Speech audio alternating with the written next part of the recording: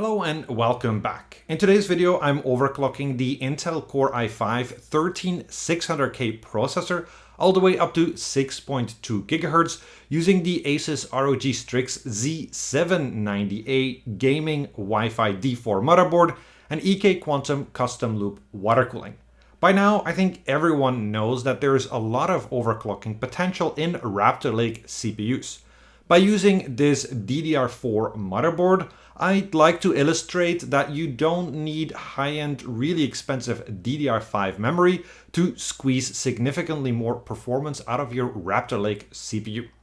Alright, let's do this, and I hope you enjoy the video.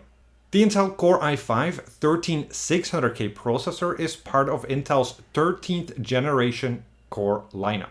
Intel Raptor Lake builds on top of the performance hybrid architecture introduced with the 12th generation Alder Lake.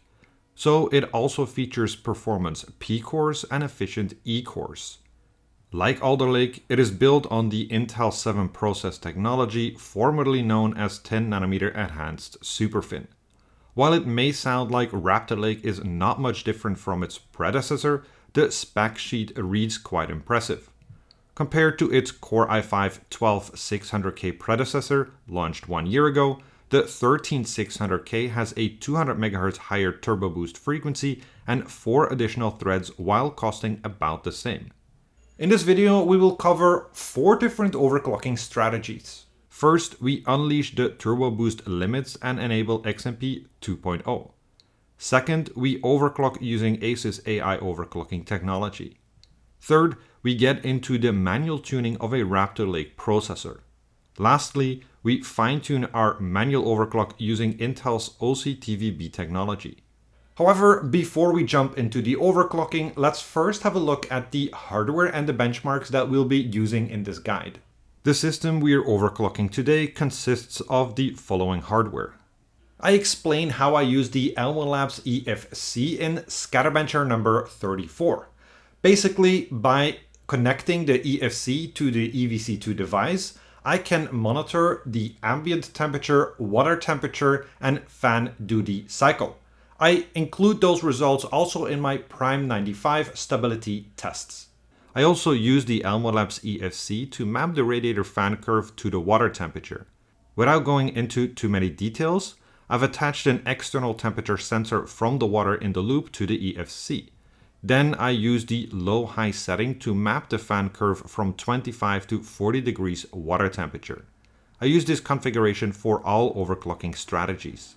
The main takeaway from this Elmo Labs EFC configuration is that it gives us a great indication whether or not the cooling solution is saturated.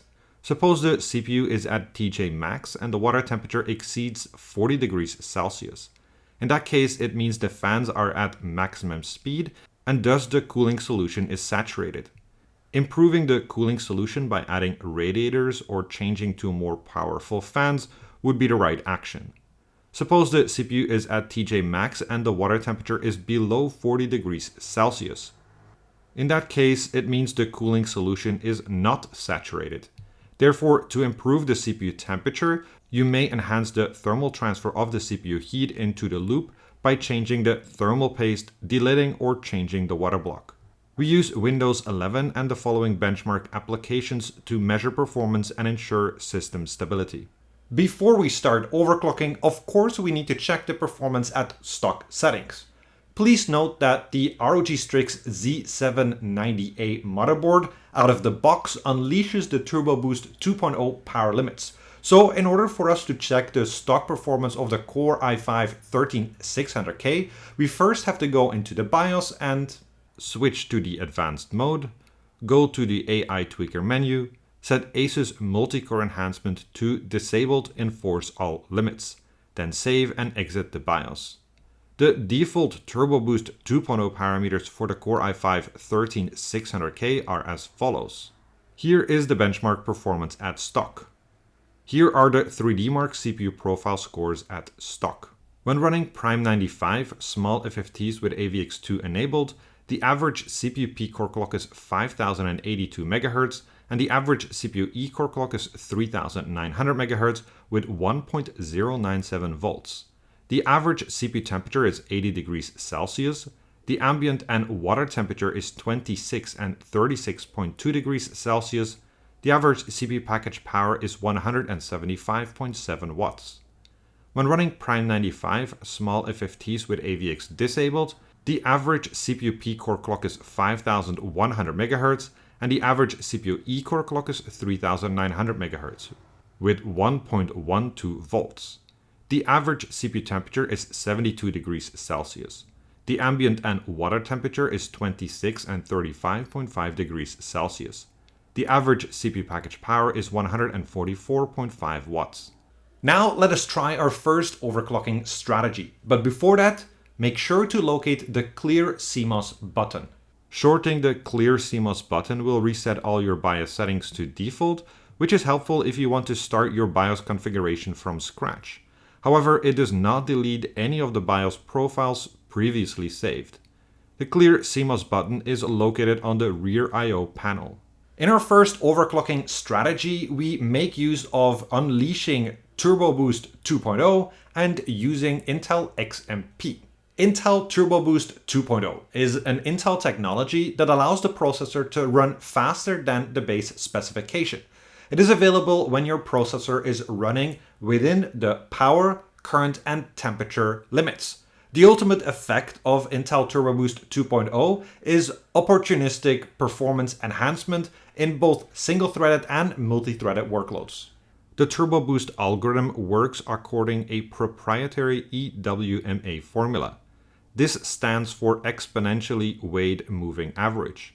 There are three parameters to consider: PL1, PL2, and tau.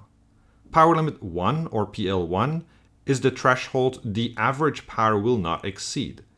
Historically, this has always been set equal to Intel's advertised TDP. PL1 should not be set higher than the thermal solution cooling limit.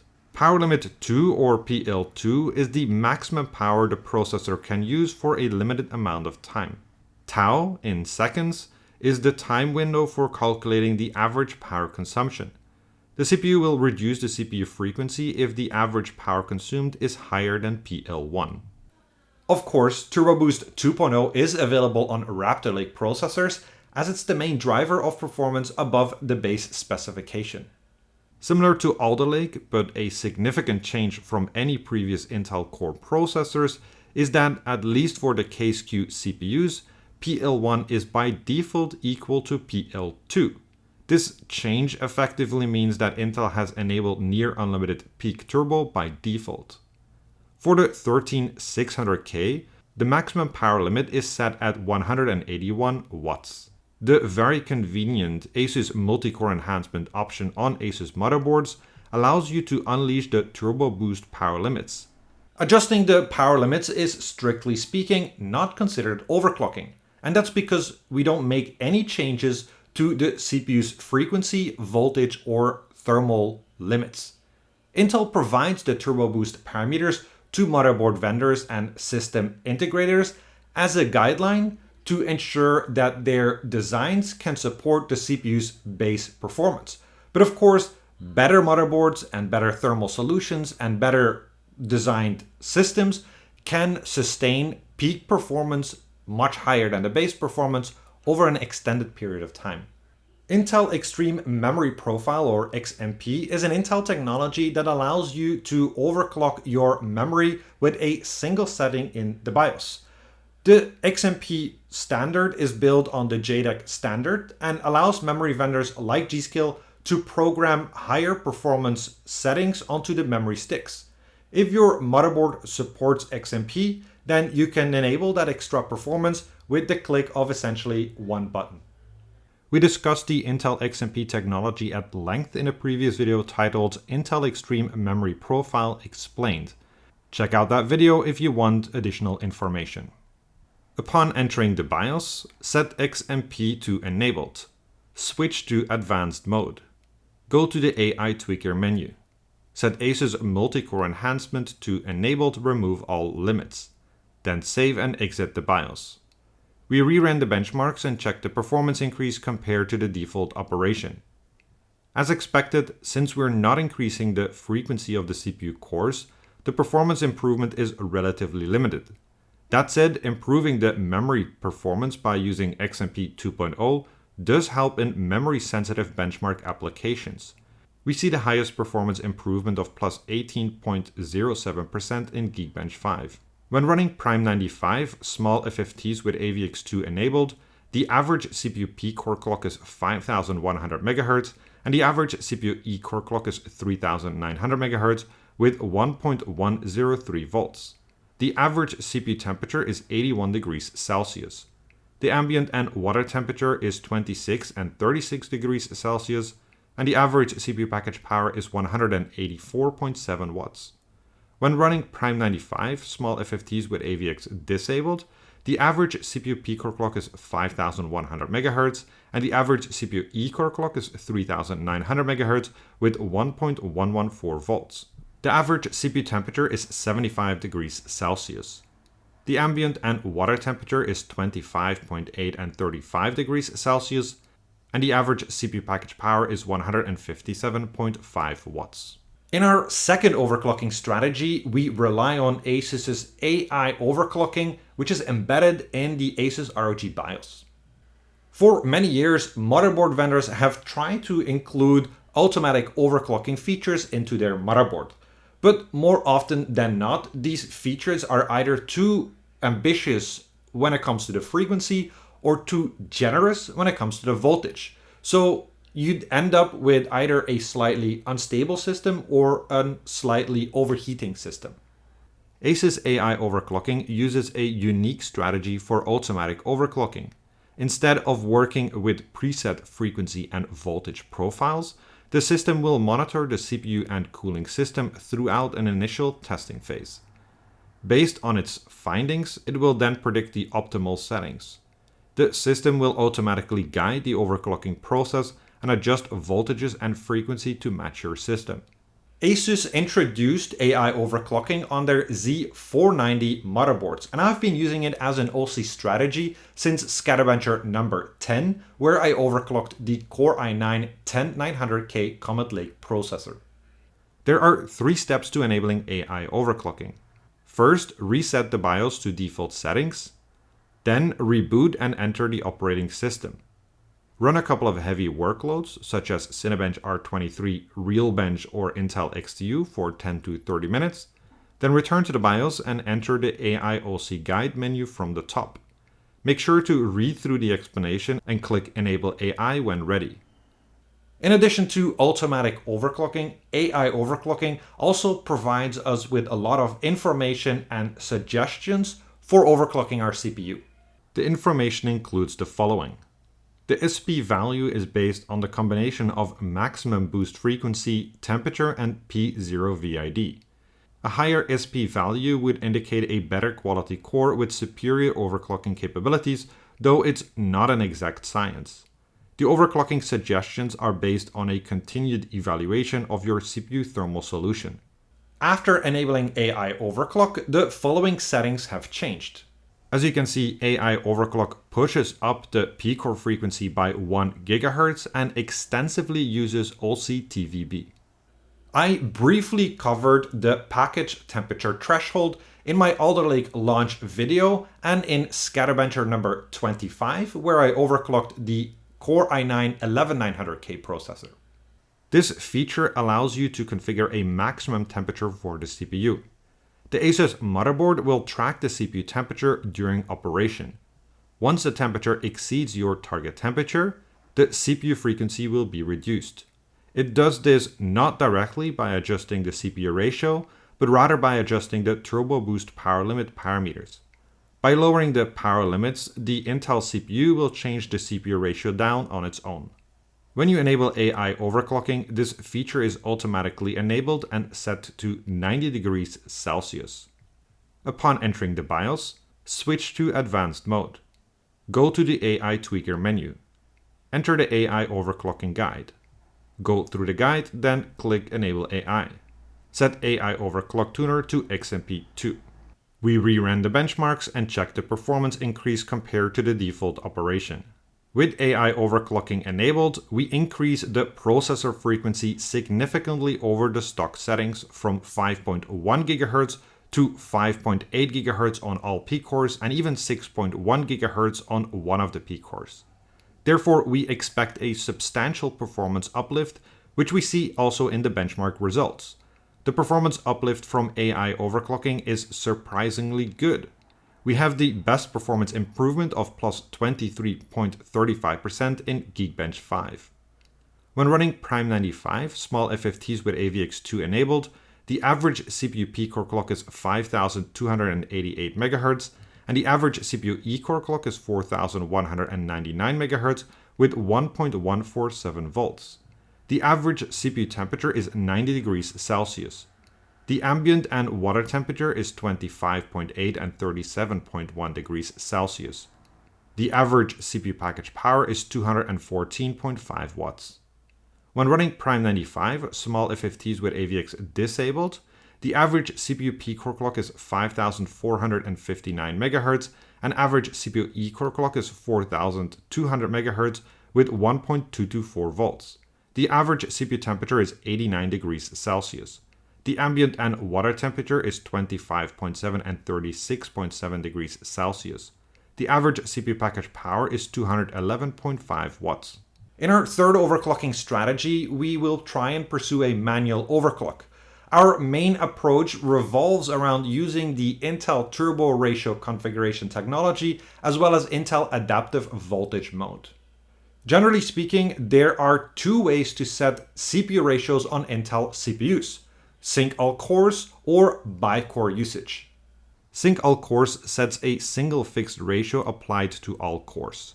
This is very much the historical or traditional way of Intel CPU overclocking. Turbo ratio configuration allows us to modify the default Intel frequency specification and configure an overclock for various scenarios. Before we go any further, there are three critical elements to know about turbo ratio configuration. 1. You can configure the maximum allowed CPU core ratio for any number of active cores. 2. You can configure the maximum allowed CPU core ratio for a given CPU core. 3. The turbo ratio configuration for P-core and E-cores is independent. To explain the first point, let's take the default configuration of the 13600K. The 13600K has a total of 6 P-cores. Therefore, we can configure the maximum allowed P-core ratio for when 1 P-core is active, when 2 P-cores are active, all the way up to when 6 P-cores are active. The standard configuration allows for every P-core to boost to 5.1 GHz when all cores are active. In this OC strategy, we adjust the turbo ratio configuration to boost to 6.2 GHz when up to 2 P-cores are active, boost to 6 GHz when up to 4 P-cores are active, and boost to 5.7 GHz when up to 6 P-cores are active. To explain the second point, let's consider the difference between the 13600K and 13700K. The 13600K has 6 identical P-cores with a maximum frequency of 5.1 GHz. The 13700K has 8 P-cores, 2 of which can boost 100 MHz higher than the other 6. Those cores are called the favored cores and are part of the Turbo Boost Max 3.0 technology. Let's ignore the Turbo Ratio 3.0 technology for now and focus on the fact that 2 cores can boost higher than all the other cores. In my Rocket League launch video, I highlighted that Intel had introduced a new feature called per core ratio limit. This technology is also available on Raptor Lake, and it allows us to set a maximum ratio for each of our CPU P-cores. In our overclock, we set the P-core ratio limits per core as follows. P-cores 0 and 3 may boost up to 6.1 GHz, P-cores 1 and 5 may boost up to 6 GHz, and P-cores 2 and 4 may boost to 5.9 GHz. If we combine point 1 and point 2, we can identify the following scenarios. If 1 or 2 P-cores are active, every P-core will run at its configured per P-core ratio limit. That's because the turbo ratio configuration allows for a boost up to 6.2 GHz. If 3 or 4 P-cores are active, all P-cores will run at their ratio limit except for P-core 0 and P-core 3, which are limited to 6 GHz. If P-cores 0 to 3 are active, then each P-core will run at the following frequency. P-core 0, 6 GHz, limited by the turbo ratio configuration. P-core 1, 6 GHz, limited by the turbo ratio configuration. P-core 2, 5.9 GHz, limited by the per P-core ratio limit configuration. P-core 3, 6 GHz, limited by the turbo ratio configuration. If 5 or 6 P-cores are active, all P-cores will be constrained by the turbo ratio configuration, which is limited to 5.7 GHz. To explain the third point, again, let's refer to the 13600K. The CPU has a total of 6 P-cores and 8 E-cores. While the P-cores can boost up to 5.1 GHz, the E-cores can only boost up to 3.9 GHz. The P-core rules for maximum allowed frequency can also be applied to the E-cores. However, with one major caveat. The E-core CPU ratio can only be controlled in groups of 4 E-cores. So for the 13600K, since it has 8 E-cores in total, we can configure the maximum allowed core ratio for a total of 2 groups of 4 E-cores. However, we can still configure the maximum allowed frequency for 1 active E-core up to 8 active E-cores. We also increased the E-core frequency from 3.9 GHz to 4.2 GHz in this OC strategy. Anyway, now let's have a look at the voltage configuration. On Raptor Lake, the VCC-IA voltage rail drives the voltage for the CPU cores, P-core and E-core, and the ring. That means a single voltage is used for all these parts of the CPU. How that voltage is configured is both straightforward yet complex. There are 3 key aspects to understanding how voltage is configured on Intel platforms: the CPU, the motherboard design, and the voltage regulator. Let's start with the CPU side of the story. An Intel CPU relies on a lot of voltage frequency curves, or VF curves, to manage its dynamic compute performance. A VF curve essentially describes the relationship between an operating frequency and the voltage required to run that frequency stably. A lot of different parts in your Intel CPU have a VF curve, including those relevant for the VCC-IA voltage rail. In the case of the Core i5-13600K, the VCC-IA voltage rail is affected by no less than 9 different voltage frequency curves. Based on these VF curves, to get a specific voltage provided by the VCC-IA voltage rail, the CPU issues an SVID request to the voltage controller. The VID requested is the highest among all requested voltages according to every VF curve affecting the voltage rail. Let's take an example. The highest voltage requested according to the relevant VF curves is 1.2 volt by P-core 0. This will be the VID request to the voltage controller. Here's another example. In this case, the highest voltage requested according to the relevant VF curves is 1.15 volt by E-core group 0. This will be the SVID request to the voltage controller. The goal of the SVID voltage request from the CPU to the voltage regulator is that the effective voltage at the CPU die is equal to the requested voltage. However, as overclockers and enthusiasts know very well, that's not always the case. That's because there are a lot of electrical components between the voltage regulator and the CPU die. To avoid the voltage delivered to the CPU die lower than what is requested via the voltage frequency curve, we essentially have 2 tools: the AC/DC load line and the VRM load line. Plenty has been said and written about the AC/DC load line, so I won't cover it in detail in this video. The long story short is that we can use the AC/DC load line configuration to account for the motherboard impedance, which includes the VRM components, the PCB layout, the PCB design, and so on. The impedance can significantly affect the actual voltage at the CPU die. To avoid too big of a difference between the requested and effective voltage, we can adjust for this in the motherboard BIOS. The adjustment consists of informing the CPU of the motherboard impedance via the AC load line setting, so the CPU can request a higher voltage to the voltage regulator. For example, suppose it is known that a 1.4 voltage output by the voltage controller, as requested by the CPU, will result in an effective voltage of 1.35 volt at the CPU die. In that case, the AC load line can be configured such that the CPU requests 1.45 volt instead. The VRM load line setting determines how much a voltage increases or decreases during a transient load. Transient is essentially when the CPU goes from idle to load or vice versa. There are two aspects of the VRM load line that are crucial for our overclock: V-droop and undershoot. V-droop is the decrease in voltage when the CPU goes from idle to load. You want your CPU to be stable in all scenarios, so knowing the lowest voltage the CPU will run at is very important. After all, if the voltage is too low, the overclock will be unstable. Undershoot and its counterpart overshoot is a brief voltage spike that occurs when the CPU switches from idle to load or from load to idle. These spikes cannot be measured very easily and usually require an expensive oscilloscope to detect. I highly recommend the Almo Labs article titled VRM Load Line Visualized to see a great picture of undershoot and overshoot in action.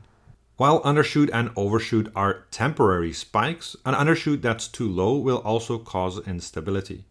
By adjusting the VRM load line setting, we mitigate the challenges that come with the V-droop or the undershoot. In practical terms, often we use the VRM load line setting to reduce the voltage under a high load, resulting in lower temperatures and thus additional overclocking headroom. The choice of VRM load line is not always straightforward, as it is primarily a function of testing on your own system.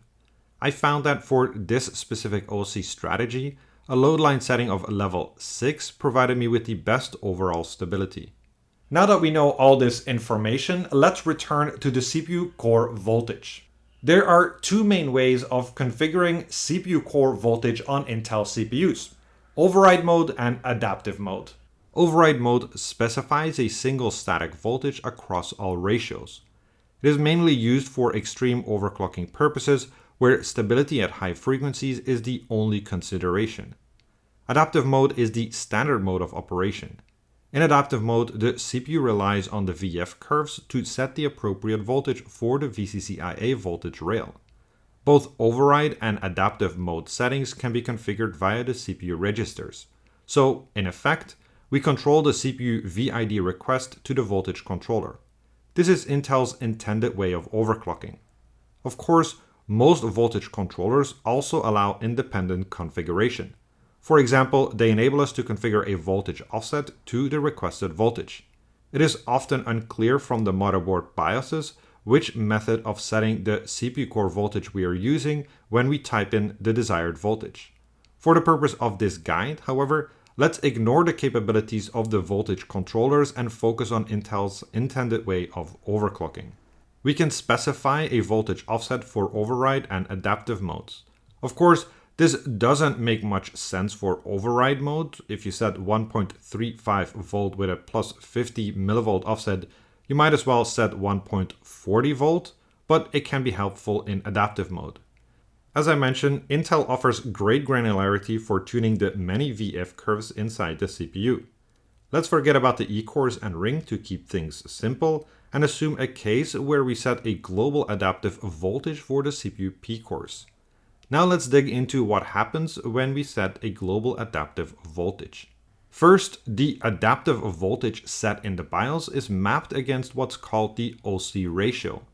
The OC ratio is the highest ratio configured for the CPU. When you leave everything at default, the OC ratio is determined by the default maximum turbo ratio.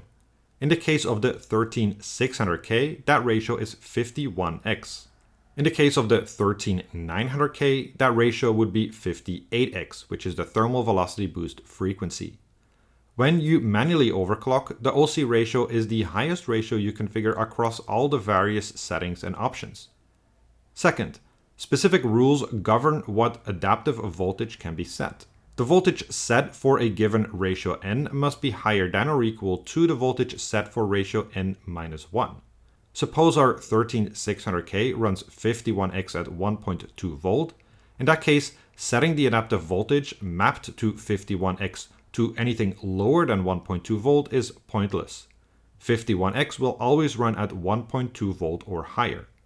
Usually, BIOSes will allow you to configure lower values. However, the CPU's internal mechanisms will override your configuration if it doesn't follow the rules.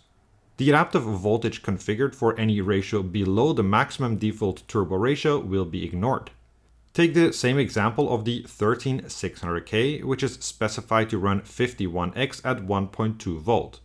If you try to configure all cores to 48X and set 1.2 volt, the CPU will ignore this because it has its own factory-fused target voltage for all ratios up to 51X and will use this voltage. You can only change the voltage of the OC ratio, which, as mentioned before, on the 13600K is 51X and up. For ratios between the OC ratio and the next highest factory-fused VF point, the voltage is interpolated between the set adaptive voltage and the factory-fused voltage. Returning to our example of the 13600K specified to run 51X at 1.2 volt, let's say we manually configure the OC ratio to be 58X at 1.4 volt. The target voltage for ratios 52X, 53X, 54X, 55X, 56X, and 57X will now be interpolated between 1.2 and 1.4 volt. So in conclusion, the adaptive voltage set in the BIOS is mapped against what's called the OC ratio. The OC ratio is, unless explicitly programmed, the highest configured ratio for your CPU cores across all of your settings, which includes the by-core usage ratios, per-core ratio limits, OCTVB, and so on.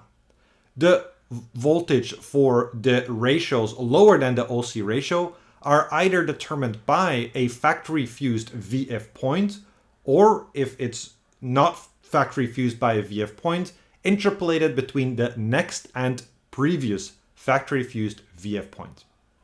In SkatterBencher number 31, I covered the Alder Lake VF curve in great detail, and since Raptor Lake is very similar to Alder Lake, we can use the same technique to extract the voltage frequency curve for this Core i5-13600K. In our overclocking example, we set the adaptive voltage to 1.475 volt. As explained, the adaptive voltage is mapped against the OC ratio, and in this OC strategy, that's 62X. As a result, the new voltage frequency curve looks as follows. Now that we've sorted out the P cores, E cores, and voltage, there's still a couple more settings to adjust. AVX negative ratio offset is a feature that allows us to reduce the operating frequency when AVX instructions are detected. Essentially, it allows us to maximize the performance in both SSD and AVX applications. The AVX negative ratio offset has been on Intel CPUs for ages. However, since Alder Lake, there's been a couple of changes to how it behaves in the real world. Here are the key things to know. First, on Raptor Lake, the AVX negative ratio offset is only applied to the P cores. The E core frequency is unaffected. Second, by default, the maximum ratio during an AVX workload is the Turbo Boost 2.0 ratio. If you want an offset of 0, so the AVX workload doesn't reduce the frequency, you'll need to manually set 0. Third, the AVX negative offset is referenced against each core's maximum ratio limit, since Raptor Lake supports per P-core ratio control. This is important if you're using the per core ratio limit function to restrict the worst cores from boosting to the maximum frequency. Lastly, Intel has changed how it flags an AVX workload.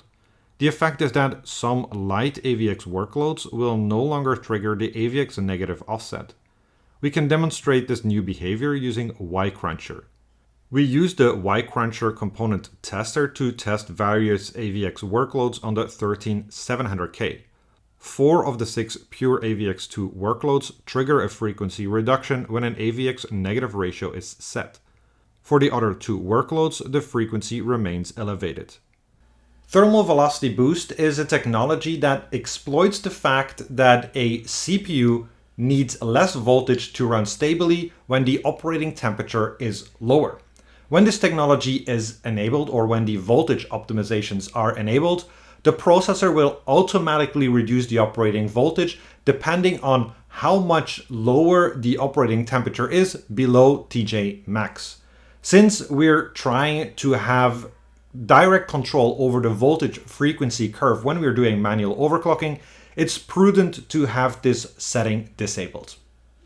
T-junction max or TJ max is the maximum allowed temperature for the CPU. If the CPU temperature exceeds TJ max, then the internal control mechanisms will automatically reduce the CPU frequency to make sure the operating temperature is back below TJ max. The default TJ max on Raptor Lake CPUs is 100 degrees Celsius, but in this OC strategy, I want to set it at 90 degrees Celsius just to show you how you can use this feature to limit the maximum temperature of your CPU. Upon entering the BIOS, switch to Advanced Mode. Go to the AI Tweaker menu. Set AI Overclock Tuner to XMP2. Set ASUS Multicore Enhancement to Enabled Remove All Limits. Set Performance Core Ratio to Bi-Core Usage. Set 1-core and 2-core ratio limit to 62. Set 3-core and 4-core ratio limit to 60. Set 5-core and 6-core ratio limit to 57. Enter the specific Performance Core submenu. Set Performance Core 0 and Core 3 specific ratio limit to 61. Set Performance Core 1 and Core 5 specific ratio limit to 60. Set Performance Core 2 and Core 4 specific ratio limit to 59. Leave the specific Performance Core submenu. Set Efficient Core Ratio to Sync All Cores. Set All Core Ratio limit to 42. Enter the AVX Related Controls submenu. Set AVX2 Ratio Offset to Per Core Ratio limit to User Specify. Set AVX2 Ratio Offset to 0. Leave the AVX Related Controls submenu. Enter the Digit Plus VRM submenu. Set CPU load line calibration to level 6. Leave the Digit Plus VRM submenu. Enter the internal CPU power management submenu. Set maximum CPU core temperature to 90. Leave the internal CPU power management submenu. Enter the thermal velocity boost submenu. Set TVB voltage optimizations to disabled. Leave the thermal velocity boost submenu. Set global core SVID voltage to adaptive mode. Set offset mode sign to plus. Set additional turbo mode CPU core voltage to 1.475. Then save and exit the BIOS. We reran the benchmarks and checked the performance increase compared to the default operation. As we increase the P-core frequency by 800 to 1000 MHz over the default maximum boost frequency of 5.1 GHz, we expect a substantial increase in performance across the board. That's precisely what we see with a maximum single-threaded performance improvement of plus 24.57% and a maximum multi-threaded performance improvement of 22.32%, both in Geekbench 5.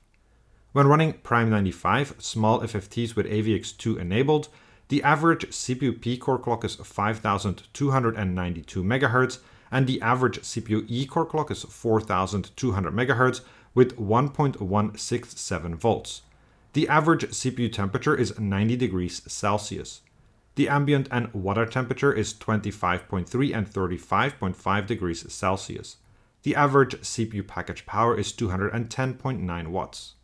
When running Prime 95 small FFTs with AVX disabled, the average CPU P-core clock is 5463 MHz and the average CPU E-core clock is 4200 MHz with 1.221 volts.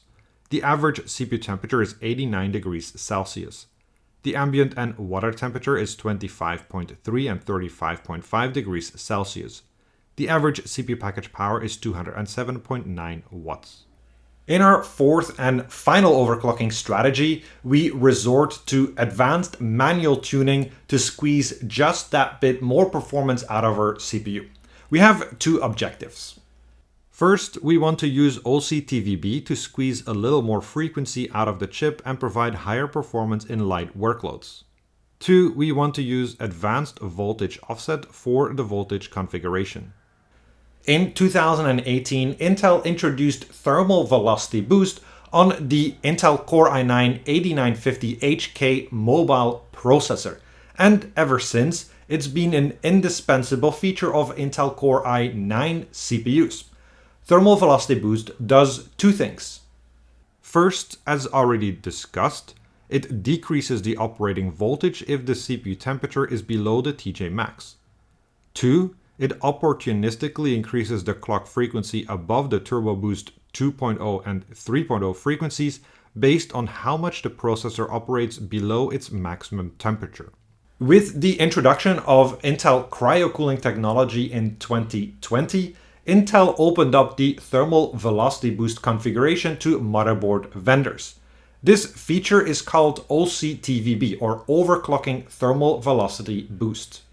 The easiest way to think of OCTVB is limiting or clipping the maximum allowed CPU ratio based on the CPU operating temperature. The hotter the CPU, the more you clip the CPU ratio. OCTVB is based on the by-core usage turbo ratio configuration. For each number of active cores, you can define 2 temperature points, each with a unique number of downbins. A downbin is essentially the number of ratios you want to drop. Let's take the configuration of this particular OC strategy as an example. When one P-core is active, the base ratio is 62x, so the frequency will be 6.2 GHz. However, when the temperature is 70 degrees Celsius, the ratio is clipped by 1x. That means the maximum ratio is now 61x. When all 6 P-cores are active, the base ratio is 60x, so the frequency will be 6 GHz. However, when the temperature is 70 degrees Celsius, the ratio is clipped by 1x. That means the maximum ratio is now 59x. When the temperature hits 90 degrees Celsius, the ratio is clipped once more by 1x. So the resulting maximum ratio is now 58x. As you can see, the OCTVB function configures the ratio offsets on a by-core usage basis. However, a little known secret is that since Rocket Lake, there's also a per-core ratio OCTVB. However, this functionality is not exposed to the end user.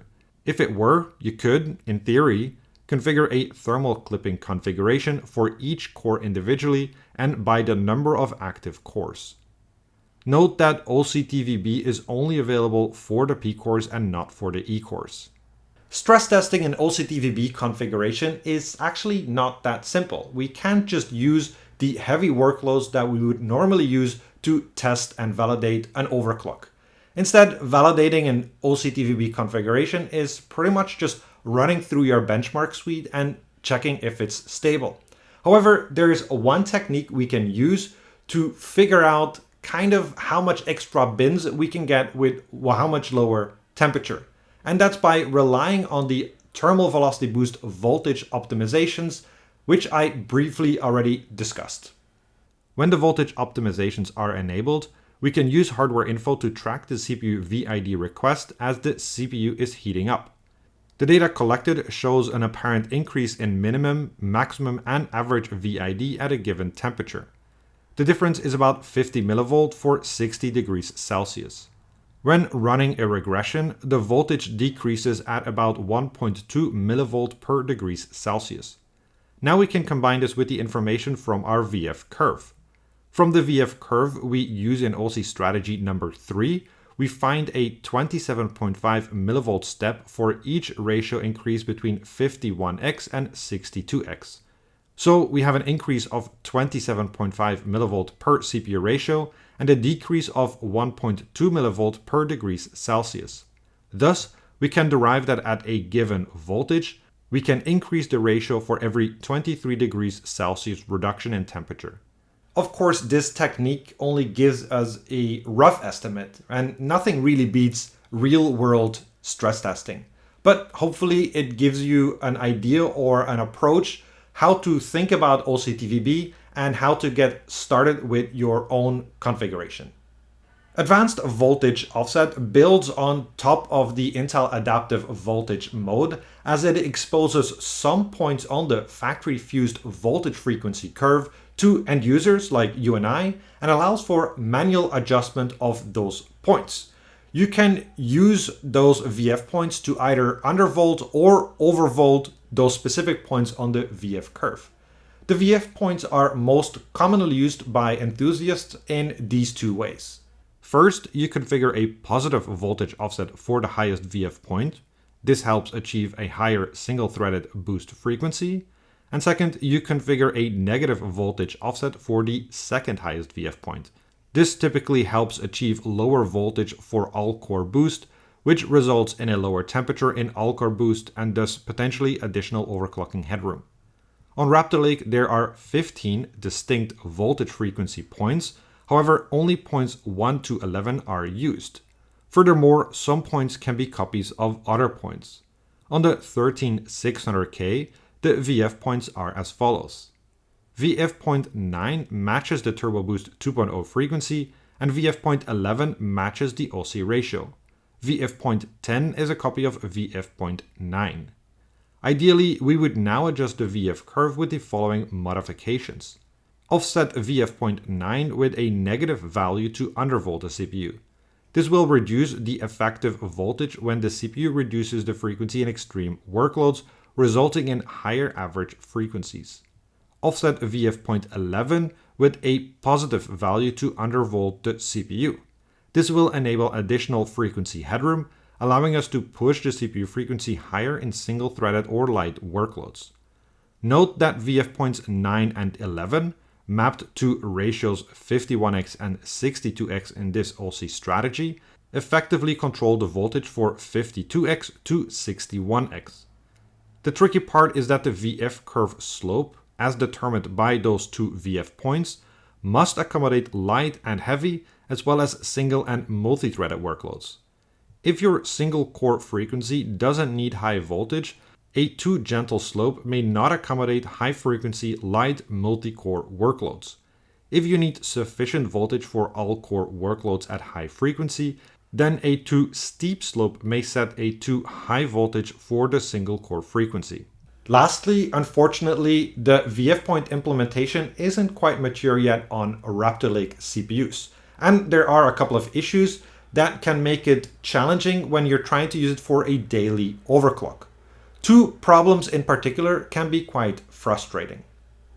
Sometimes the VF points don't correctly work in combination with 100 MHz BCLK. An easy workaround is to have the BCLK frequency slightly lower or higher than 100 MHz. Sometimes programming VF point 9 conflicts with VF point 10. The easy workaround is to always program both VF points to the same value. Another issue with VF points is that sometimes motherboards have auto rules that automatically set an adaptive voltage when high CPU ratios are set. It's important to know that VF point 11 is added on top of the adaptive voltage. If you're not careful and leave the adaptive voltage set at auto, you may end up with a really high voltage. The easy workaround here is to always manually set the adaptive voltage even when using VF point 11. To return to my example, I set the adaptive voltage to 1.184 volt and use the following advanced voltage offsets. That gives us the following very funny looking voltage frequency curve. Upon entering the BIOS, switch to advanced mode. Go to the AI tweaker menu. Set AI Overclock Tuner to XMP2. Set ASUS multi-core enhancement to enabled remove all limits. Set performance core ratio to bi-core usage. Set 1-core and 2-core ratio limit to 62. Set 3-core and 4-core ratio limit to 61. Set 5-core and 6-core ratio limit to 60. Enter the specific performance core submenu. Set performance core 0 and core 1 specific ratio limit to 62. Set performance core 2 and core 4 specific ratio limit to 59. Set performance core 3 and core 5 specific ratio limit to 61. Leave the specific performance core submenu. Set efficient core ratio to sync all cores. Set all core ratio limit to 42. Enter the AVX related controls submenu. Set AVX2 ratio offset to per core ratio limit to user specify. Set AVX2 ratio offset to 0. Leave the AVX related controls submenu. Enter the DigiPlus VRM submenu. Set CPU load line calibration to level 5. Leave the DigiPlus VRM submenu. Enter the internal CPU power management submenu. Set regulate frequency by above threshold to disabled. Leave the internal CPU power management submenu. Enter the thermal velocity boost submenu. Set TVB voltage optimizations to disabled. Set overclocking TVB to enabled. Set 1 core to 6 core active to enabled. For each core active, set temperature A to 70. For each core active, set negative ratio offset A to user specify. For each core active, set ratio offset A to 1. For 1 core and 2 core active, set temperature B to 115. For the other core active, set temperature B to 90. For each core active, set negative ratio offset B to user specify. For 1 core and 2 core active, set ratio offset B to 0. For the other core active, set ratio offset B to 1. Leave the thermal velocity boost submenu. Enter the VF point offset submenu. Set offset mode sign 9 to plus. Set VF point 9 offset to 0.125. Set offset mode sign 10 to plus. Set VF point 10 offset to 0.125. Set offset mode sign 11 to plus. Set VF point 11 offset to 0.315. Leave the VF point offset submenu. Set global core SVID voltage to adaptive mode. Set offset mode sign to plus. Set additional turbo mode CPU core voltage to 1.184. Then save and exit the BIOS. We reran the benchmarks and checked the performance increase compared to the default operation. While this OC strategy allows us to squeeze more frequency out of our CPU, it won't improve the performance in all scenarios because it's configured through OCTVB. In fact, the performance improvements should only appear in light workloads such as the 3D Mark CPU profile benchmark, which don't push the CPU to the TJ max. We see the highest performance improvement of plus 25.69% in Geekbench 5 single. When running Prime 95 small FFTs with AVX2 enabled, the average CPU P-core clock is 5337 MHz and the average CPU E-core clock is 4200 MHz with 1.23 volts. The average CPU temperature is 100 degrees Celsius. The ambient and water temperature is 25.5 and 37.6 degrees Celsius. The average CPU package power is 247.2 watts. When running Prime 95 small FFTs with AVX disabled, the average CPU P-core clock is 5549 MHz and the average CPU E-core clock is 4200 MHz with 1.287 volts. The average CPU temperature is 100 degrees Celsius. The ambient and water temperature is 25.5 and 36.4 degrees Celsius. The average CPU package power is 243 watts. Alright, let's wrap this up. To describe the overclocking experience of this Core i5-13600K processor in one word, it's awesome. It's not very often that you get a 1 GHz overclock on a modern CPU with plain water cooling. And I think it's a perfect illustration of the overclocking potential that's embedded in most, if not all, Raptor Lake CPUs. However, everything is not rosy, or not everything is that rosy. There are a couple of things that make it difficult to extract more performance out of your Raptor Lake CPU. My main grievance is with the VF points. There's only one VF point that we can use to regulate the voltages between our OC ratio, which in this case was 62x, and the highest default ratio, which on the CPU is 51x. So the voltage for all the ratios between 51x and 62x have to sort of fit on the straight line between those two VF points. We know that there are more VF points available, not in use, and why not just open those up so we can make our own voltage frequency curve? That would allow for a lot better fine-tuning for all the different ratios between our OC ratio and the maximum default ratio of 51x. But I want to make clear, these are minor downsides.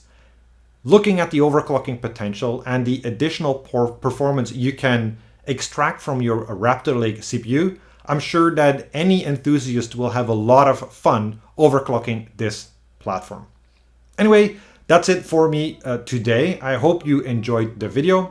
For those who want to read through my settings or check the results, I will also put up a written version on my blog. I want to thank you for watching, and I want to thank my patrons for the support. And as usual, see you next time.